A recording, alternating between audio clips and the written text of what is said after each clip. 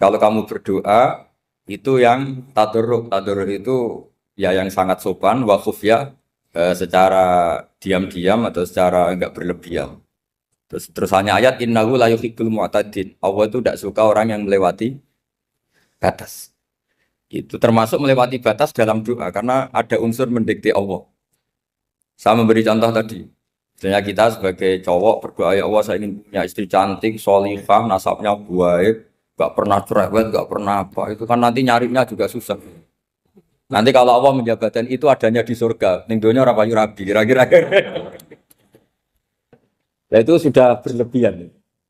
Terus kalau ada ulama mengatakan doa itu mukhul ibadah. Itu maksudnya gini, doa itu bukti kita minta. Minta itu bukti kita lemah. Nah merasa lemah itu sudah bagian dari ibadah. Makanya masyhur itu syairnya Abdul Al-Haddad itu. Fadu'ai wabdihali dalilun li fiftikori itu. Jadi saya berdoa itu hanya sebagai bukti saya butuh Allah. Saya sendiri tidak punya kepentingan mustajab apa enggak. Jadi wali-wali yang mengatakan doa itu mukhul ibadah sebetulnya itu malah wali-wali yang dari awal enggak kelintas disembadani apa enggak. Butuhnya dia itu menunjukkan bahwa saya ini lemah. Buktinya posisinya minta. Itu yang dimaksud mukhul ibadah. Tapi kalau kita berdoa terus posisi kita protes.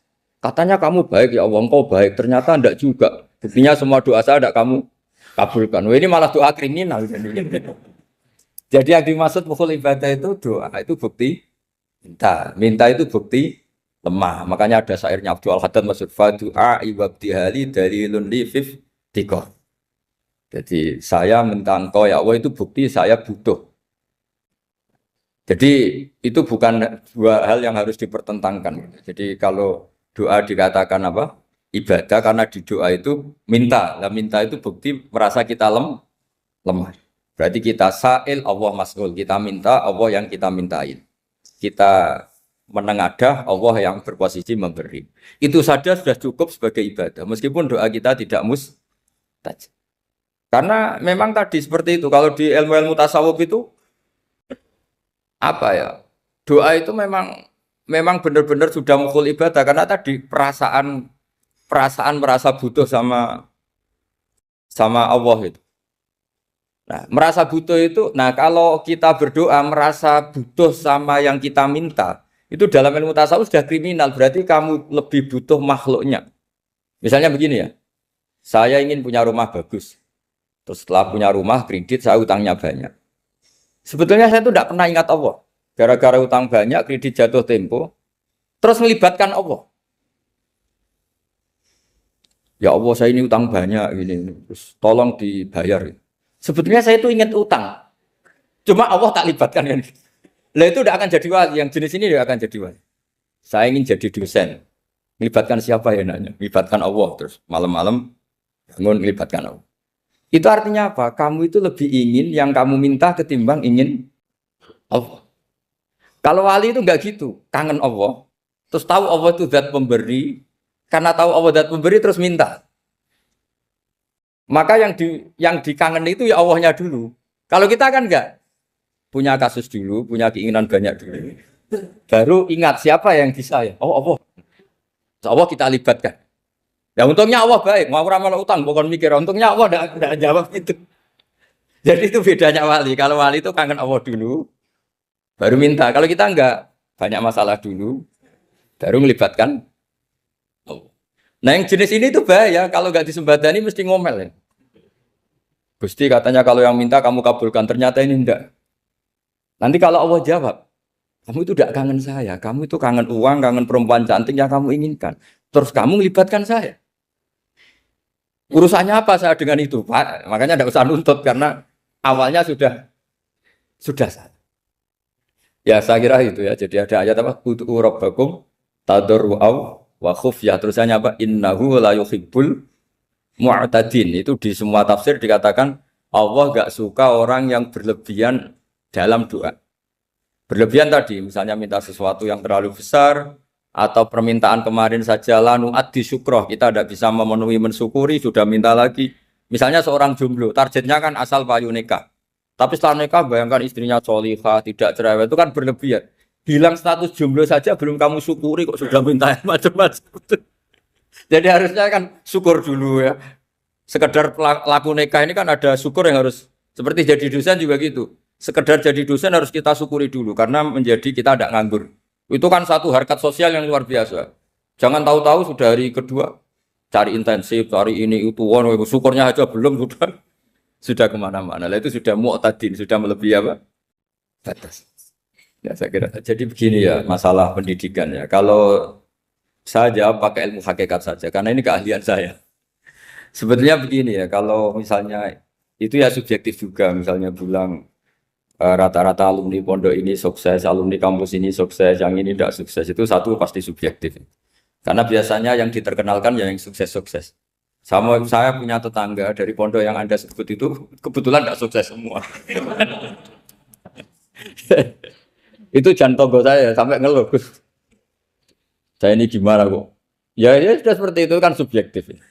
Tapi menyangkut pendidikan itu begini ya, menyangkut hasil dari pendidikan itu. Andai kan kita bicara ilmu hakikat, misalnya kita mondok itu, mondok kemudian jadi orang miskin, jadi orang yang menurut orang banyak tidak berguna di masyarakat. Ternyata kita ini orang yang kelihatannya tidak punya karir, tapi kalau malam sujud sama Allah. Punya anak niat memperbanyak orang sujud, terus punya ibu yang sakit-sakitan kita rawat. Meskipun kita tidak jadi dosen, tidak jadi menteri. Tapi indawa itu luar biasa karena berstatus ngerawat ibu, ngerawat anak, ngerawat istri. Nah Islam itu datang dengan jargon-jargon seperti itu. Sehingga Nabi kalau muji itu ada Uwais Al-Qarni, ini orang yang luar biasa. Ternyata dia itu punya ibu lumpuh yang kalau kemana-mana harus digendong. Ketika tetangga-tetangganya berhasil sowan Rasulullah itu Uwais Al-Qarni tidak bisa. Karena setiap ibunya dipamitin mau sowan ke Rasulullah itu sama ibunya nggak boleh. Tapi apa yang terjadi? Justru dipuji-puji Nabi sebaik-baiknya kurun. Kurun itu waktu adalah kurun yang ada Uwais Al-Qarni. Saya punya teman, ini kisah nyata, saya berkali-kali ngisi ngaji di komunitas ulama. Ini mungkin tidak bagus untuk kampus, tapi harus saya utarakan supaya ya kita evaluasi. Saya bilang gini, saya ini jadi kiai itu sering iri sama orang goblok. Orang goblok itu barokah kata saya gitu. Itu kiai-kiai kaget semua karena saya bilang orang goblok itu barokah. Saya beri contoh gini, misalnya saya pinter, terus juara MTQ, juara hafal Quran atau juara baca Quran secara tartil. Ujung-ujungnya saya dapat apa? Hadiah umroh atau apalah, atau hadiah rumah atau apa. Pertanyaannya adalah mendapat. Saya ulang lagi, mendapat. Sementara ada santri yang bodoh, gara-gara bodoh itu dosen UI yang enggak, jadi kiai yang enggak, akhirnya dia jadi pekerja di Korea. Barokahnya bodoh tadi. Karena di Korea melihat orang ateis, akhirnya dia kepikiran bikin masjid. Sebagian gajinya disumbangkan untuk masjid. Ini bodoh pendiri masjid. Tapi kita gara-gara dosen dakwah di masjid, ini pinter dapat uang dari masjid. Nah ini bukan nyindir, ini biasa saja. Ini maksud saya. Maksud saya, kamu jangan ngabaikan hidup. Akhirnya apa yang terjadi? Saya ini punya teman ini betul. Saya ini kan kecelok dulu tuh Gus Alim. Nasib saya di mana-mana dihormati. Kadang saya merasa dosa. Kok dihormati? Saya punya teman, dulu gobloknya minta ampun sekolah, sekelas maksudnya. Gobloknya, soalnya gobloknya harus disepakati. Sudah. Iya, goblok mujma'al ya kira-kira. Singkat cerita, dia itu hidup di pedalaman Kalimantan sekitar tahun 92. Dulu kan biasalah di dalam hutan itu pasti ada penebangan hutan macam. Dia ada bosnya, yang jelas dia ada bosnya. Saya yakin juga agak kriminal. Karena dia tidak yang illegal logging. Pokoknya ditakdir dia hidup di tengah hutan. Ikut orang. Setelah itu dulu nggak ada HP. Sering kirim surat ke saya, Gus, saya ini hidup di tengah hutan. Tapi saya ini Muslim pernah mondok. Kalau nggak bikin sumpah itu nggak enak. Bikinlah dia Jumatan. Nah karena dia pernah ngaji fikih Syafi'i, kalau Jumatan nggak ada orang 40 itu harusnya zuhur tidak Jumatan. Tapi orang yang kerja di situ tidak mau. Wong dino Jumat kok zuhuran loh Pak. Kalau dino Jumat ya Jumatan ya. Tanya saya, Gus itu kalau ada kaulnya enggak supaya Jumatan ndak orang 40 sah. Singkat cerita dia lama-lama jadi pendiri masjid di situ. Dia punya sedikit gaji ya dipakai masjid, punya sedikit tanah diwakafkan untuk masjid. Artinya apa? Indawa ini banyak orang bodoh, ternyata di komunitasnya dia muassis, pendiri, pemberi. Sementara kita yang kecelok pinter, dapat umroh, dapat bonus. Kira-kira nanti kita ketemu Allah. Kamu pernah nyumbang Islam apa? Yang bodoh jawab, oh nate Gusti bikin masjid di pedalaman. Kita yang pinter. Kayaknya kalau memberi enggak lah Gusti. Reputasinya mendapat. Ketika Nabi memenangkan perang Badar, itu ada Asra Badrin, tawanan-tawanan perang Badar. Nabi suka musyawarah, suka rembukan. Ya Abu Bakrin, menurut kamu tawanan ini diapakan? Kata Abu Bakar, hum asyiratuka. Mereka itu keluarga engkau, orang-orang Quraisy. Ya dibebaskan saja. Pakai tebusan. Nanti uang itu kita kelola supaya jadi penguat Islam. Dan orang-orang ini merasa utang jasa karena harusnya dibunuh, tapi kita bebaskan. Terus tanya, bagaimana kamu ya Umar menurut kamu? Kata Umar, ini kan orang-orang yang dulu ingin bunuh kamu. Yang ingin menghabisi jenengan, ingin dan sudah ngusir jenengan. Ya setelah ketangkap ya dibunuh, kok repot. Apa kata Rasulullah? Rasulullah spontan ngendikan, innama salaka ya Abu Bakrin kama sali Ibrahim. Kamu ibarat kayak Nabi Ibrahim. Izqala faman tabi'ani fa innahu minni wa man asani fa innakal ghafurur rahim. Jadi Nabi Ibrahim itu unik. Melihat umat itu sesyafakoh itu. Syafakoh itu banget sayangnya. Nabi Ibrahim cara berpikir, faman tabi'ani fa innahu minni, orang yang ikut saya ya Allah pasti golongan saya, tentu layak masuk surga. Waman asoni, orang yang mendurhakai saya, fa innaka ghafurur rahim, engkau Maha Pengampun. Bukan yang mendurhakai langsung masuk neraka, enggak, engkau Maha Pengampun. Wa masaluka ya Umar kama salin Nuh, isqala rabbi la tadzar ala ardi minal kafirina dajjara. Umar, kamu mirip Nabi Nuh, inginnya semua orang kafir dihabisin. Ya masyhur kan Nabi Nuh itu nggak ingin ada orang kafir sampai ada banjir tufan. Nah kalau sampean tanya bedanya apa dengan garis keras sekarang? Bedanya ya beda sekali. Kalau Nabi Nuh benci sama orang kafir itu diserahkan yang punya. Sehingga yang punya yaitu Allah yang menghukum dengan banjir bandang. Tapi kalau kita kan kadang kita bertindak sendiri. Jadi potensi disalahkan. Yang jelas dalam hadis-hadis sahih, Nabi Nuh itu tidak bisa mensyafaati karena itu. Ketika diminta syafaat, ini hadis sahih bukan ada di Bukhari, ada di Muslim. Karena biasanya kalau di kota itu ditanya ini sahih enggak? Untungnya yang tanya kadang enggak paham, ini alhamdulillahnya jadi wah repot. Nabi Nuh itu diantara sebabnya enggak bisa mensyafaati adalah pernah corong Jawa maksudno kaume. Kalau dalam bahasa Arab itu da'a li Zaidin berarti mendoakan positif, kalau da'a la Zaidin mendoakan negatif. Kalau orang Jawa itu ada doa, ada pasot. Nabi Nuh adalah orang yang pernah maksudkan kaumnya. Nah, saya cerita sedikit tentang Nabi Nuh dan Nabi Ibrahim. Nabi Ibrahim dianggap tadi cerminannya Abu Bakar, dianggap niru Ibrahim, cerminannya Umar, dianggap niru Nabi siapa? Nabi Nuh. Lalu kalau sampean tanya, bedanya gimana? Begini logikanya. Kita mengkaji secara akademik begini. Ada ulama besar, namanya Abdul Hasan Asyadili, itu masyhur di Indonesia menjadi Thariqah Asyadiliyah. Terus ada seorang muridnya minta gini, ya Abdul Hasan Asyadili, tolong saya dikasih ijazah supaya saya tidak pernah maksiat di bumi ini. Karena saya takut sama Allah, kalau saya maksiat itu merasa tidak nyaman dengan Allah. Abdul Hasan Asyadili ini malah marah besar. Atuhibbu alla tadhharu maghfiratu.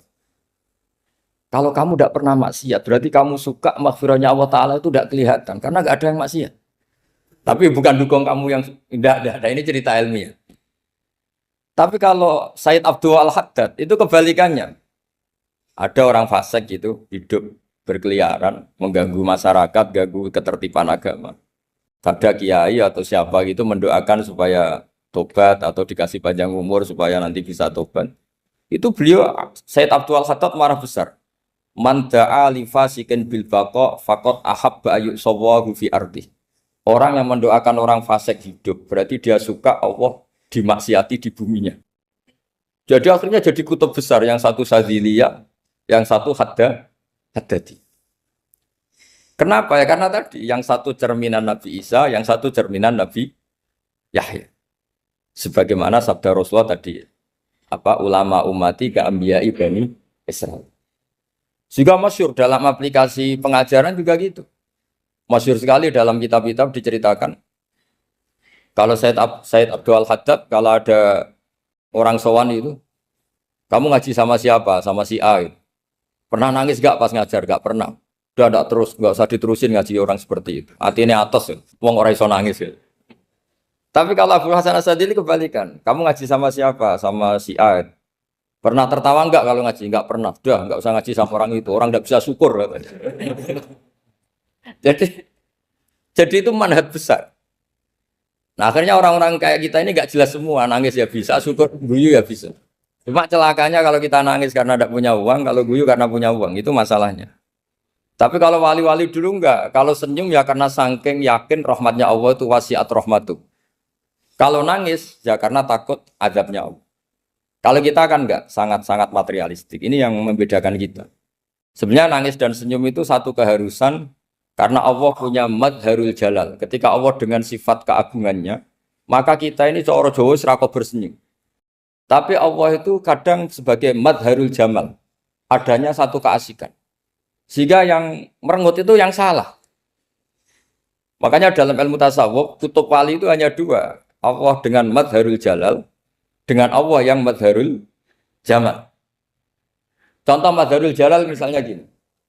Ketika Nabi Musa ingin melihat Allah, saking kangennya ingin melihat Allah, Rabbi arini anzur ilaik. Ya Allah, saya beri hak untuk melihat engkau.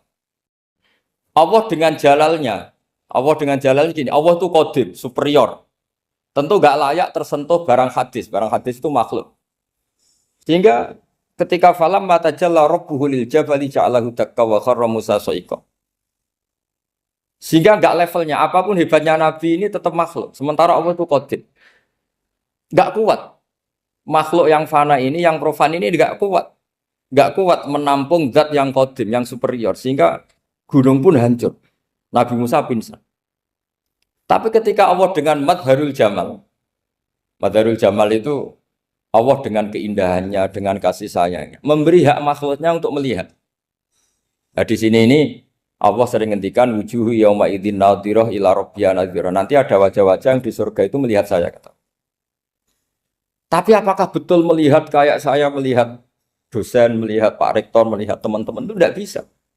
Karena Allah itu qadim, sehingga meskipun manusia ahlul jannah melihat Allah, tetap Allah ngendikan la tudrikuhul absar wa huwa yudrikul absar. Karena Allah di balik jamalnya ya punya jalal, di balik jalalnya juga punya jalal. Sehingga selalu di Quran itu diulang beberapa kali supaya proporsional. Nah, kenapa ahli sunnah tetap berkeyakinan Allah bisa dilihat? Logikanya begini. Fa inna kulla maujudin yasihu ayyura. Allah itu zat sing nyata-nyata wujud dan punya eksistensi. Di mana-mana sesuatu yang wujud itu layak untuk bisa dilihat. Lalu pertanyaannya gini, kenapa kita tidak bisa melihat sekarang kok nunggu di akhirat? Karena mata kita sekarang itu profan, fana. Sementara kita setelah di surga, tubuh kita didesain abadi. Ya saya ulang lagi ya, setelah kita di surga, semua fisik kita ini didesain abadi. Tentu karena desainnya sudah abadi, layak melihat zat yang abadi. Tapi pertanyaannya, kenapa tidak bisa ikhatoh, tidak bisa melihat sampai faham, la tudrikul absar? Karena abadi kita itu diabadikan. Sebagaimana surga abadinya diabadikan. Neraka ya diabadikan. Sementara Allah abadi dengan dirinya sendiri, yaitu Al-Qayyum, atau dalam bahasa ngajinya Qiyamuhu binafs. Nah lalu pertanyaan, makanya Mu'tazilah itu menentang betul kalau orang di surga bisa melihat Allah. Cara berpikir Mu'tazilah, melihat itu artinya yang dilihat ada arahnya, sementara Allah terbebas dari arah. Tapi kata ahli sunnah cara berpikir tidak seperti itu. Melihat itu pokoknya tahu. Nah, tahu karena mata itu karena kita ditakdir tahu itu karena mata. Sebetulnya yang menjadikan tahu itu tidak mata. Ya kalau tahu ya tahu saja, bukan harus pakai mata. Itu cara berpikir ahli sunnah wal jamaah. Jadi saya beri ya bocoran. Kenapa madzhab ahli sunnah itu yang dipilih oleh banyak mayoritas di dunia, jumhur itu. Ahli sunnah itu dianggap pikirannya lebih orisinal. Misalnya ahli sunnah kalau ditanya, kenapa kamu melihat? Ya melihat saja. Kenapa kamu mendengar? Ya mendengar saja. Kesannya itu tidak rasional, kayak orang yang nggak pinter itu. Tapi sebetulnya itu yang benar. Jadi cara berpikir ahli sunnah itu melihat itu menjadi tahu. Menjadi tahu itu bisa karena mendengar, bisa karena melihat, bisa karena dikasih tahu, bisa karena bersentuhan. Sebab itu di Quran itu ada ayat ala ya'lamu man khalaqa, bukankah zat yang menciptakan itu menjadi tahu. Sehingga kenapa Allah itu selalu tahu? Karena Allah yang menciptakan. Kalau kamu tahu karena mata, sekali itu jauh, maka kamu tidak melihat. Atau kamu sekarang buta, kamu tidak melihat. Atau tertutupi barang itu, maka kamu tidak melihat. Tapi kalau kamu tahu karena kamu menciptakan, maka akan melihat terus. Misalnya saya ini tukang batu. Saya ingat betul ketika saya bangun Monas, itu polpen saya tak tanam di dalam Monas. Saya ingat betul kalau polpen saya warnanya putih, tak tanam di Monas 2 meter dari pondasi. Setelah saya pulang ke Jogja ditanya, di dalam Monas ada apa? Ada polpen. Posisinya 2 meter dari pondasi. Kenapa saya tahu? Karena saya yang menciptakan. Nah, karena menciptakan ini sehingga tahu saya akan terus-menerus. Tapi kalau tahu karena mata sekali barang itu tertutupi, nggak tahu. Misalnya saya tahu jenengan karena dekat sekali jenengan kemana-mana saya sudah tidak tahu. Tapi kalau saya menaruh sesuatu di tubuh Anda, sehingga kamu kemana-mana tetap tahu bahwa barang itu ada di tubuh. Nanti kalau ada yang protes, tapi bisa saja Gus barang itu dicuri orang kemudian Anda tidak tahu. Yang menjadi tidak tahu karena saya sudah tidak menciptakan suasana itu. Selagi saya yang menciptakan, maka akan tahu terus. Nah, tapi karena Allah ini menciptakan semua yang ada di bumi, maka Allah tahu terus. Jika Allah tahu cara bikin kuman, terus tahu bahwa manusia itu punya kuman, kumannya punya organ, organnya juga punya kuman. Terus nggak kebayang. Kamu bayangkan kayak makanya Allah itu kalau cerita sederhana, innallaha la yastahi ayyadriba mathalam ma ba'udatan fama fawqaha. Allah itu tidak malu bikin perumpamaan nyamuk, karena nyamuk itu lebih dahsyat timbang gajah. Para pematung itu disuruh bikin gajah masih mampu. Bikinkan patung gajah, mungkin masih sanggup. Tapi kalau tak suruh bikin patung nyamuk, nggak usah bikin hidup, patungnya saja sekecil itu. Padahal nyamuk kecil itu punya organ tubuh. Lalu bikinnya organ tubuh nyamuk itu kayak apa? Organnya punya kuman, kumannya punya organ, organnya juga punya kuman. Sehingga orang-orang alim itu baca nyamuk itu lebih jadi ayat Allah ketimbang melihat dinosaurus. Tapi sekarang orang itu nggak tertarik ceritanya. Jadi beda perasaannya orang alim sama orang awam. Kalau orang awam tuh melihat mukjizat kan yang dasar-dasar kayak dinosaurus, gajah, wow gitu. Kalau orang alim nggak, malah melihat nyamuk. Kealiman seperti itu terjaga di umatnya Muhammad, di umatnya Rasulullah Muhammad SAW. Karena ketika umat ini nggak ditumbuhi para nabi, itu Allah menjamin Muhammad, ulama umatmu nanti punya kemampuan seperti nabi. Tentu tidak dalam keutamaan ya, keutamaan tentu nggak sekelas sama nabi. Kenapa itu terjadi? Karena tadi para nabi ini mewakili sekian. Kalau kita sangat mencintai Indonesia, maka kita akan tegas siapapun yang ingin menghancurkan Indonesia. Itu kira-kira cerminan Nabi Nuh. Kalau kita sangat mencintai Allah, maka kita akan benci sebenci-bencinya sama orang yang mendurhakai Allah. Tapi masalahnya, Allah yang kita cintai itu memaklumatkan diri kalau bersifat ghafur, pengampun. Sehingga kalau kita terlalu kasar, ini kan yang kita cintai bersifat ghafur kok kita kasar. Di sini Nabi Ibrahim. Beliau sangat mangkel sekali sama yang durhaka sama Allah. Tapi mau mangkel gimana? Zat yang mengajarkan itu bersifat ghafur. Maka kita mau tidak mau. Makanya ada riwayat mengatakan takhallaku bi akhlaqillah. Kamu bertata krama kayak akhlaknya Allah. Akhirnya ya sudah. Kita mau apa coba? Kira-kira kalau kamu mencintai seseorang, itu potensinya kan dua. Protektif. Ada telepon itu dari siapa? Cewek atau cowok, protektif. Itu bukti cinta apa bukti suudon kan tidak tahu.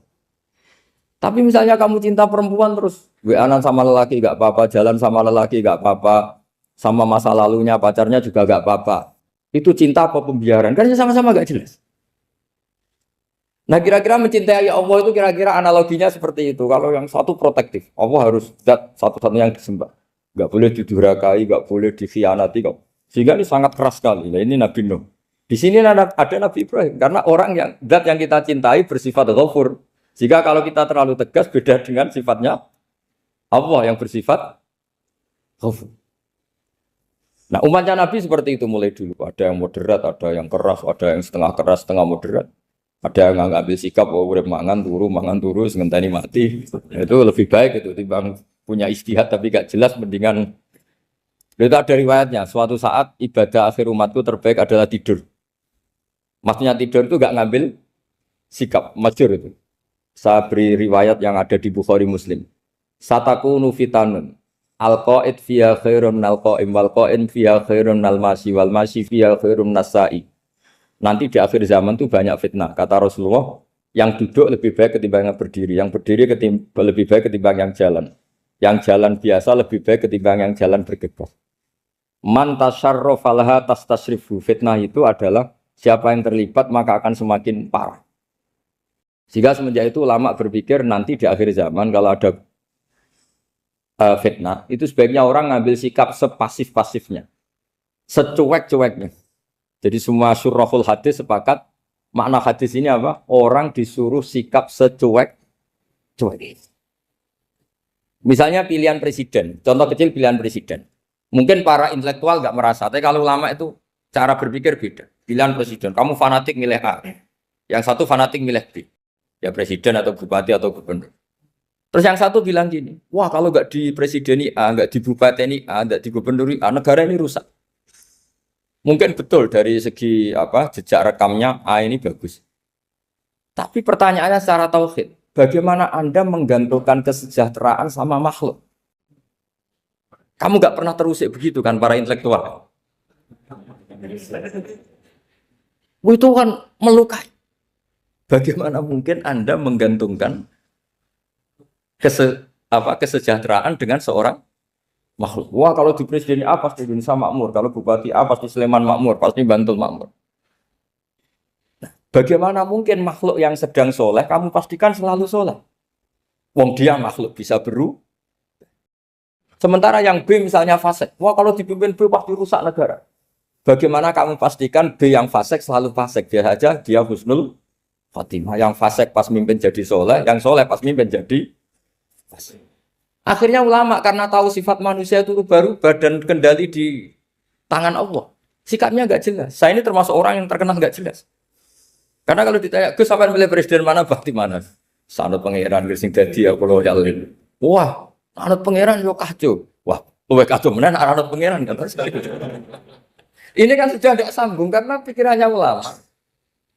Memang nggak beda, cara berpikir ulama itu beda. Bahkan bapak saya itu kalau didik saya itu begini. Kalau meseli saya atau ngirim saya dulu itu kan pakai mes. Ini uang kamu 500.000 untuk kamu. Mesti ditambahi 100.000 ini untuk buat jajan sama teman-teman. Mesti ada uang pokok, ada uang sodako. Dulu saya sering tanya, kenapa bapak sangat menghormati teman-teman saya? Kata bapak, kowe mondok iku aku ora iso nyukupi, sing iso nyukupi ya kanca-kanca. Ternyata betul, rata-rata anak kuliah atau anak mondok, uang pribadinya kan 8 hari dari dikirim sudah habis. Berarti kan masih 22 hari kok bisa hidup itu kan barokahnya teman-teman itu. Malah yang agak beling itu 1 hari sudah habis, berarti ada 29 yang bergantung sana sini. Sehingga Nabi dulu cara ngendikan itu unik. Kata Nabi, da'un nasa yarzuqu wahu ba'duhum ba'duh. Manusia barnawa, engko saling memberi rezeki. Ketika ada collab, Medina itu pernah collab, terus sekarang pernah defisit. Beberapa pakar ekonomi datang ke Rasulullah, ya Rasulullah, sa'ir, tolong dikasih harga standar. Tapi apa jawabannya Nabi? La tusairu fa inna Allaha huwal musair. Kamu jangan kasih harga, Allah sendiri yang menentukan harga itu. Terus kata Nabi, kenapa engkau begitu ya Rasulullah? Ini negara harus ditentukan harga karena gini-gini. Kata Nabi, saya tidak ingin ketemu Allah dalam keadaan dolim. Tapi ini tentu di teori ilmu modern ini masalah. Tapi menurut orang modern. Tapi kalau menurut ilmu hakikat itu nggak akan masalah. Misalnya, kenapa Nabi tidak menentukan harga dalam keadaan negara seperti itu? Jawabannya pakar-pakar hakikat. Ya saya ulang lagi pakar-pakar hakikat. Begini, misalnya ada orang menimbun supaya nanti harganya mahal. Terus ditimbun terus sampai nunggu harganya mahal. Lama-lama dia sadar kalau timbunannya nggak ada gunanya karena ternyata orang nggak beli. Nah, ketika orang nggak punya kemampuan beli, yang menimbun juga nggak punya uang. Nah, tapi kalau sampean tanya, tapi Gus nak tuku barang pokok kan kita mati karena kehabisan stok. Itu masalah tauhid Anda. Bagaimana mungkin kamu bayangkan seorang makhluk tidak bisa hidup atau nggak dapat rezeki? Nabi itu orang yang sampai ke derajat hakikat dari tidak pernah bayangkan gitu. Salah sampean jadi orang yang tauhidnya masalah. Sehingga terus bayangkan, wah kalau negara ini kayak, wah kita makan apa? Kalau negara nggak stabil, wah kita gimana? Itu tidak bisa seperti itu. Dulu ketika kita dijajah Belanda, itu kiai-kiai kita, Mbah Hasyim Asy'ari, Mbah Ahmad Dahlan, mondoknya di Mekah.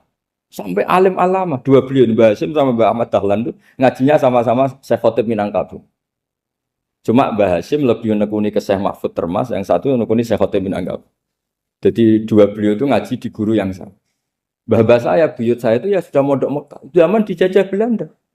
Sekarang kita agak dijajah, agak mondok di sana. Buyut saya itu zaman itu sudah haji. Buyut kelima saya. Itu dulu kalau ingin cari tempat yang teduh, itu masuk ke gua. Itu masuk gua itu hanya kepalanya saja. Kakinya masih di luar. Karena gua di Arab tidak seperti gua di sini. Kalau gua di sini kan orang bisa masuk semua. Kalau gua Arab kan hanya celah-celah batu-batu besar. Sehingga ketika Rasulullah hijrah ke Madinah, singgah di Gua Sur, kata Abu Bakar gimana? Andai kan ada orang kafir di depan gua. Kata Abu Bakar gimana? Andai kan mereka melihat kakinya, pasti melihat kita. Karena gua di sana itu satu tubuh tidak bisa masuk penuh. Kalau gua di sini kan ada yang mobil saja bisa masuk. Nah itu bahasanya kalau mau istirahat itu masuk gua, separuh badan di dalam gua, separuhnya masih di. Nah sekarang terus kita bilang, wah kalau kita negara tidak stabil, kita haji kemana dulu zaman dijajah Belanda ya kita. Jadi yang berusaha terangkan di antara sifat dasar orang-orang baik adalah di mana saja, kapan saja itu memberi manfaat. Termasuk tentu saat paling sulit. Jadi Nabi Isa menceritakan dirinya itu wa ja'alani mubarakan nama kuntu, saya ditakdir Allah berada di mana saja memberi berkah, memberi kemanfaatan bagi orang lain. Ada beberapa cerita tentang Nabi Isa. Jadi perlu diketahui ada 3 nabi yang seperiode. Satu Ibrahim dan Nabi Lut. Ibrahim itu sama Nabi Lut itu pernah paman. Kedua Nabi Musa dan Harun. Sebetulnya yang jadi nabi itu Nabi Musa, tapi Nabi Musa karena alsak, lisannya Anda jelas, minta Nabi Harun, ya tentu minta kepada Allah supaya Nabi Harun jadikan nabi. Terus ketiga, Nabi Isa dan Yahya. Yahya bin Zakaria, terus Isa ini pernah keponakan Zakaria. Kira-kira kalau di Jawa ya misanan antara Yahya dan siapa? Isa. Jadi ada 3 nabi yang seperiode. Tapi yang paling berkompeten, yang sederajat kira-kira seperti itu hanya Isa dan Yahya. Karena Nabi Lut dan Nabi Ibrahim itu beda level. Karena Lut ini pernah keponakan, jadi hubungannya kira-kira yang murid dan guru. Terus Musa dan Harun itu juga nggak level, karena Nabi Harun ini jadinya Nabi itu atas permohonan Nabi Musa. Sehingga meskipun Harun itu kakaknya, tapi nggak berani bantah. Jadi Nabi Musa itu dalam cerita, beliau itu alsak. Alsak itu lesannya agak kedal. Tapi ini alsak yang barokah. Jadi dulu ceritanya Musa kecil, karena dia seorang Nabi, beliau seorang Nabi. Itu kalau melihat Fir'aun itu mangkelnya bukan main. Padahal kecilnya dirawat Fir'aun. Singkat cerita mulai kecil sudah usil. Kalau melihat Fir'aun itu ya jenggotnya dipakai mainan. Pokoknya nakal. Lama-lama Fir'aun curiga, dasar orang Israel. Nabi Musa ini turunan Israel. Lama-lama Fir'aun itu yakin kalau itu sengaja. Akhirnya Fir'aun mau membunuh Musa. Terus kata istrinya Fir'aun, Musa itu masih anak kecil. Jadi seperti itu ya bawaan anak kecil, bukan bawaan kebencian terhadap orang Kipti, orang Mesir. Kalau dalam bahasa kitab kuno Mesir itu Egypt Al-Kipti, makanya disebut Maria Al-Kiptiyah. Kalau orang sekarang bilang Egypt itu bahasa kunonya Mesir itu Al-Kiptiyah. Nah, memang secara bahasa Arab Mesir itu nggak mungkin, bahasa Arabnya Mesir itu nggak mungkin karena Misro itu maknanya kota. Jadi kalau kamu bilang kamu kemana, ke Misro, ke kota, lalu kota mana? Ayo kota Mesir, itu bisa debat kusir. Jadi ya kayak kita lah, kita sekolah di mana? Di madrasah. Madrasah terjemahnya apa? Sekolah. Nah, kemudian oleh istrinya Fir'aun ya gini saja, buktikan kalau Musa itu masih anak kecil. Masyhur itu dalam cerita dikasih bara api sama apel. Sebenarnya Musa kecil ini sudah pinter mau milih apel. Sama malaikat Jibril diarahkan tangannya itu ngambil apa? Bara api terus dikunyah. Itu yang menyebabkan lisannya Musa itu alsak, agak pelat. Nah, ketika jadi rasul itu akan repot karena nanti harus pakai penerjemah. Jadi seorang rasul tapi lisannya tidak apa? Cakap. Akhirnya Nabi Musa realistis ngendikan ketika diutus wa akhi Harun wa afsahu minni lisanan fa arsilhu ma'iyarid ayyusaddiquni inni akhafu ayyukadzibun. Ya Allah, saudara saya Harun itu lisannya lebih fasih. Tolong jadikan dia rasul sebagai penguat saya. Akhirnya Allah mengabulkan doanya Nabi Musa, kemudian Harun dijadikan sebagai apa? Rasul. Sehingga meskipun satu angkatan, Harun dan Musa ini enggak level. Artinya enggak level itu ya Harun yang takut Musa. Terus ketiga ini Nabi Yahya dan Nabi Isa. Ini umurnya ya seangkatan, kecerdasannya, jadi nabinya sama-sama mulai kecil. Kita tahu Nabi Yahya termasuk yang diberi khitab Allah, ya Yahya khudil kitab bi quwwah wa atainahu hukma sobia. Yahya berpeganglah kitab secara kuat dan dia saya kasih kenabian ketika kecil. Sama dengan Nabi Isa yang disebut wa yukallimun nasa fil mahdi wa kahla. Sehingga karena selevel dua nabi ini menjadi figur besar dalam manhaj, dalam metode dakwah.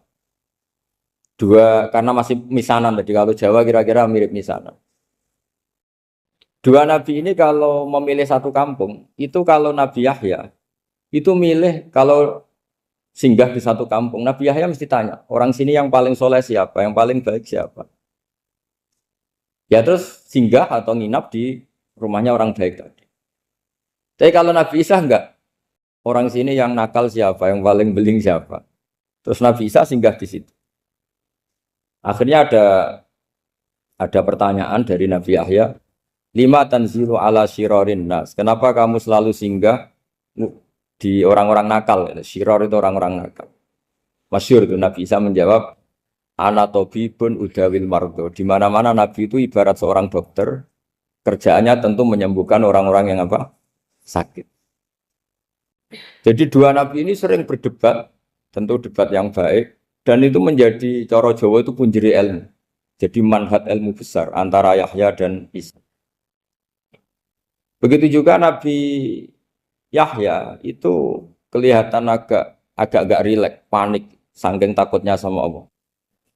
Kalau Nabi Isa itu rileks. Pokoknya kumpul orang-orang nakal itu ya rileks. Akhirnya ada dua pertanyaan sekaligus nanti jadi dua manhaj. Kenapa kamu sering sering kalau bahasa Arab itu abasa ya. Terus yang Nabi Yahya balik bertanya, kenapa kamu sering senyum, sering tertawa? Kenapa memangnya terus? Ka'annaka ta'manu min makrillah. Kamu sering senyum kayak kami sudah terbebas dari azab Allah, dari ditegur Allah, seakan-akan kamu orang paling benar yang enggak akan salah. Nabi Isa balik tanya, sama kamu sering masam, sering merut, ka'annaka taqnatu min rahmatillah, seakan-akan kamu putus asa dari rahmatnya Allah. Sehingga kemudian itu jadi manhaj besar. Kalau terlalu senyum, ya dianggap orang yang kayak nggak punya perasaan dosa. Tapi kalau terlalu masam, terlalu merenggut, seakan-akan rahmat Allah itu terbatas. Sehingga seakan-akan Allah itu rahmatnya nggak cukup lah untuk mengelola manusia ini. Sehingga itu jadi metode besar yang masyhur itu dalam sebuah hadis Nabi ngendikan, ulama ummati ka anbiya Bani Israil. Ulama umatku itu kapasitasnya atau fungsinya atau manfaatnya setingkat nabi-nabi Bani Israil. Karena ketika umat ini enggak ditunggui para nabi setelah Rasulullah SAW, itu yang nunggui hanya ulama. Tapi ulama ini sudah cukup mewakili para nabi Bani Israil.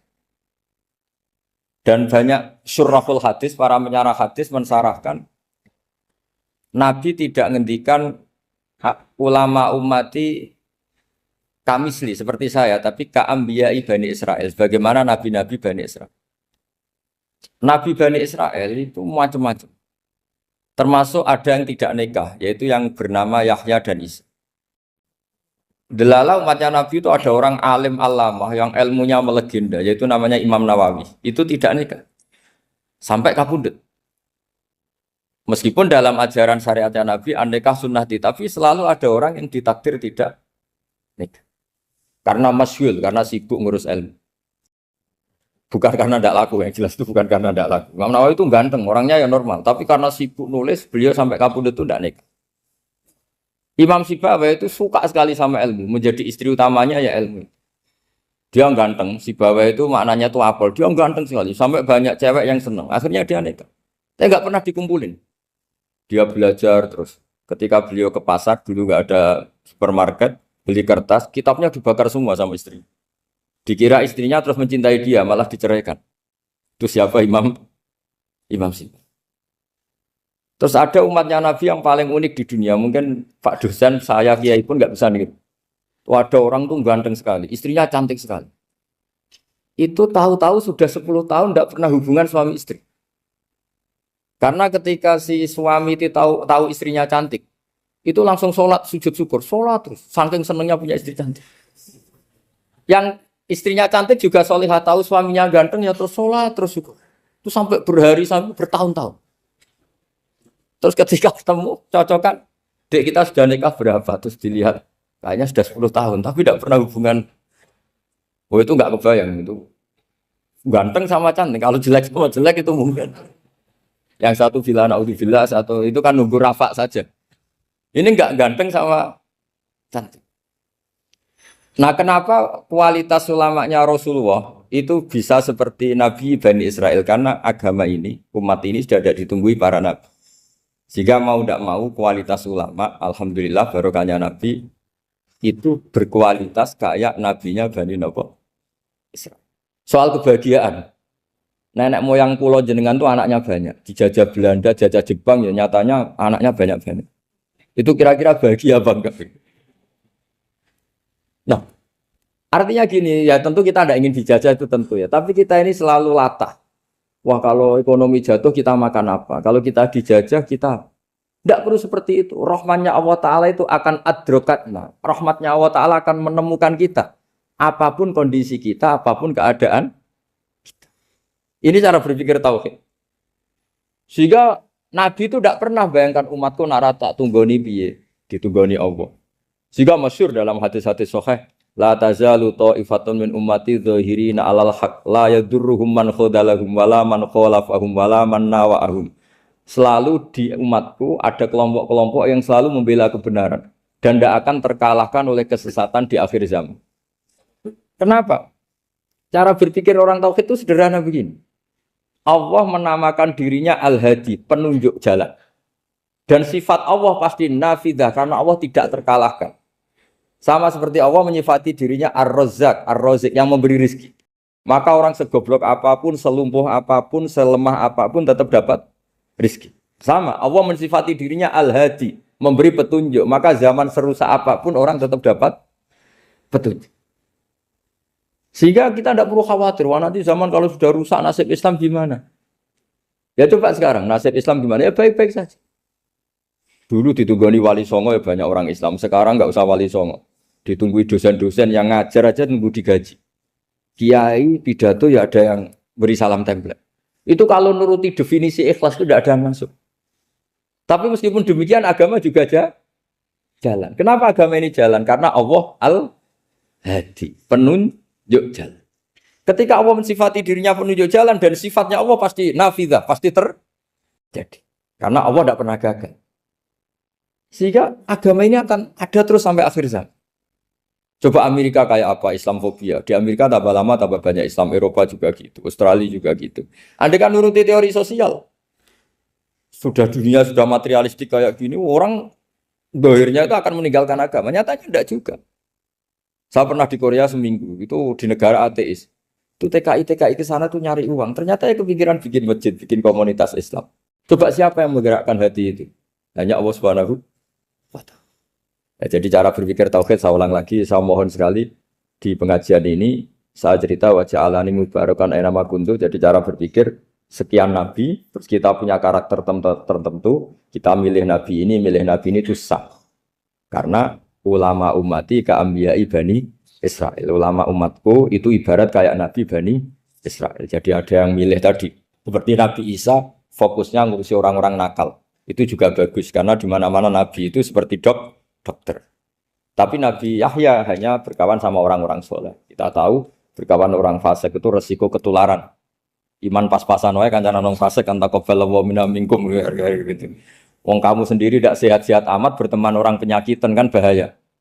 Tapi kalau kamu sebagai dokter kok hanya berteman orang sehat, lalu kamu apa? Penelitiannya gimana? Masa saya dokter spesialis, pernah penelitian, semua orang sehat saya pernah saya teliti. Itu dokter aneh apa enggak? Saya dokter spesialis TBC, spesialis paru-paru. Yang kamu teliti siapa? Semua orang sehat.